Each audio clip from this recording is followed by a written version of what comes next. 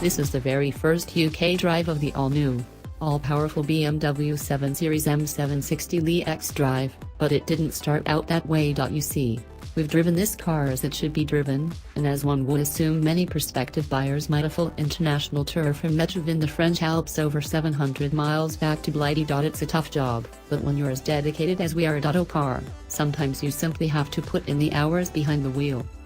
We'll let you know what it's like to drive in a moment, but first let's touch upon the M760Li's modus operandi. As you may be aware, it's no M7, but it is the closest we'll get to one. Think of it as a 7 Series with a patina of M-ness drawn over it, rather than woven intrinsically into its DNA. I absolutely adore V12s, even starting them as a cause for celebration. It's the consistent whereas those 12 compression points provide an almost turbine-like evenness when cranking, as opposed to the raggedy war of lesser cylindered engines.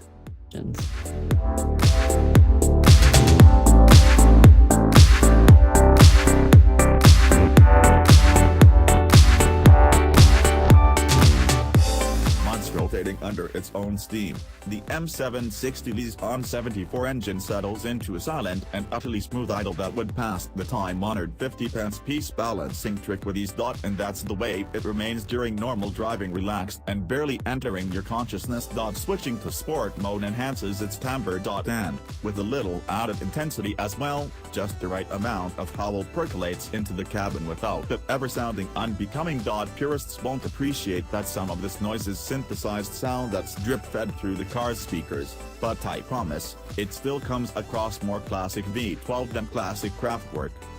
However, it's only losing your license you need to worry about, because the M760Li is totally infallible whether you're climbing a snowy alpine pass or circumnavigating a drenched M25. It's this ability to transmit that tractor-like torque so effectively that separates the big 7 Series from its twitchier, rear-wheel-driven Mercedes-AMG S65 rival.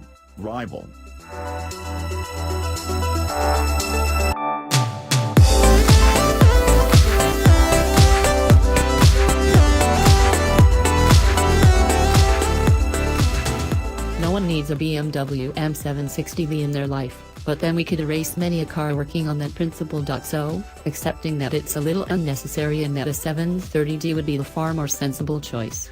If you can afford one, should you want one? Hell yes. Is a car for crossing large distances in total comfort. It's a gem. And when you arrive at your destination, if the roads are treacherous it will cope, and if the roads are a treat, it will delight. Next to the S65 it's a bargain, too, and while it might not quite match the Mercedes-AMG for comfort or curb appeal, it's easily a more engaging driver's car.